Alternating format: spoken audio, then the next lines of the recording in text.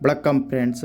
Amphan, निवार, असानी, यास, mocha, Biparjoy, ये सब साइक्लोन्स के नेम्स हैं जो कि इंडियन ओशियन में डेवलप हुए थे।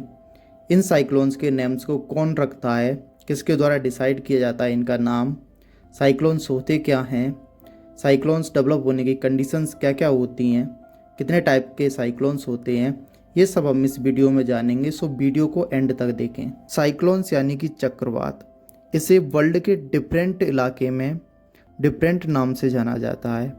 इंडियन ओशियन में इनको साइक्लोन्स कहा जाता है, अटलांटिक ओशियंस में इन्हें हरिकन्स कहा जाता है, western Pacific Ocean and South China Sea में इन्हें टाइफून्स कहा जाता है, वेस्टर्न ऑस्ट्रेलिया में इन्हें बिलीब्लीज कहा जाता है। Cyclones local low pressure systems होते हैं जहाँ पर एयर कन्वर्ज होती है।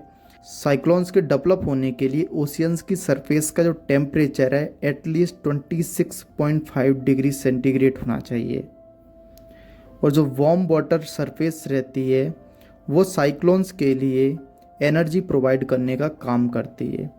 अब इस मैप में देखिए, इस मैप में कहाँ कहाँ पे ओशियन की सरफेस का टेम्परेचर है वो 26.5 डिग्री सेंटीग्रेड या उससे ज़्यादा है। तो हम देखते हैं कि ट्रॉपिकल और टेम्परेट जोन में 26.5 डिग्री या उससे ज़्यादा है, यानी कि साइक्लोन्स टू टाइप के होते हैं, tropical cyclones and temperate cyclones. Tropical cyclones के फॉर्मेशन के लिए ये चीज़ें रिक्वायरमेंट होती है। पहली, कंटिन्यूस सप्लाई ऑफ मॉइस्चर, यहाँ पर टेम्परेचर 26.5 डिग्री सेल्सियस से ज़्यादा होना चाहिए। Second, warm oceans. Third, presence of Coriolis force. Fourth, presence of a weak low pressure zone. Fifth, presence of upper air circulation.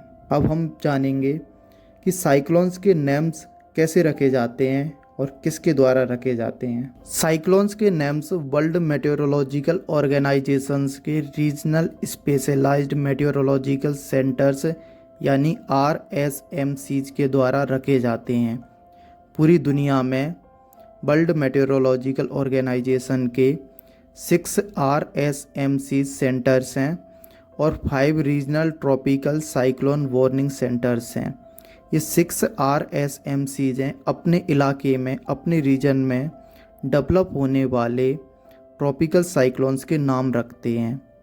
और इंडिया मेटेरोलॉजिकल ऑर्गेनाइजेशन, जो कि one of the 6 RSMCs है, ये Indian ocean में पड़ने वाली 13 countries के लिए tropical cyclones and storm surges से रिलेटेड एडवाइजरीज इश्यू करता है।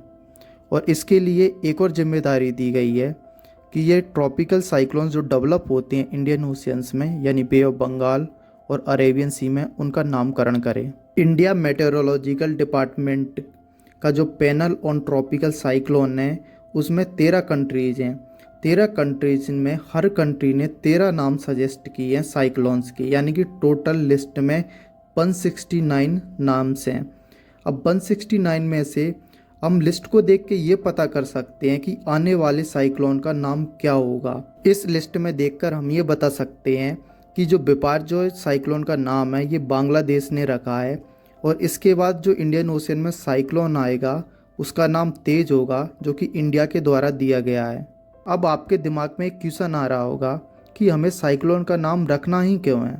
देखो, साइक्लोन का नाम रखने का सबसे बड़ा फ़ायदा ये है कि फॉर एग्जांपल इंडियन ओशियन में 2 साइक्लोन आ रहे हैं एक ही टाइम पे, तो हम पता कर सकेंगे, लोगों को वार्न कर सकेंगे कि ये साइक्लोन, इसका नाम ये है, वो इस इलाके में आएगा, और ये साइक्लोन है इस इलाके में आएगा। तो हम इन्फॉर्मेशन को अच्छे तरीके से फैला सकेंगे, डिससेमिनेट कर सकेंगे पब्लिक में। साइक्लोन के नेम से रिलेटेड कुछ क्राइटेरिया आ जाएं, ये फुलफिल होने चाहिए। पहला, साइक्लोन का जो नाम है वो न्यूट्रल होना चाहिए, पॉलिटिकली, रिलीजियसली, कल्चरली और जेंडर से। सेकंड, ये सेंटिमेंट्स को हर्ट नहीं करना चाहिए। तीसरा, ये रूड और क्रूल नहीं होना चाहिए। चौथा, इसको प्रोनाउंस करना इजी होना चाहिए। पांचवा, इसमें जो मैक्सिमम लेंथ है लेटर्स का वो 8 से ज़्यादा नहीं होना चाहिए। छठा, पैनल के पास राइट होना चाहिए, अगर क्राइटेरियाज को फुलफिल नहीं कर रहा है तो उसका नाम रिजेक्ट कर दें। 7वां, साइक्लोन्स के नेम्स रिपीट नहीं होने चाहिए।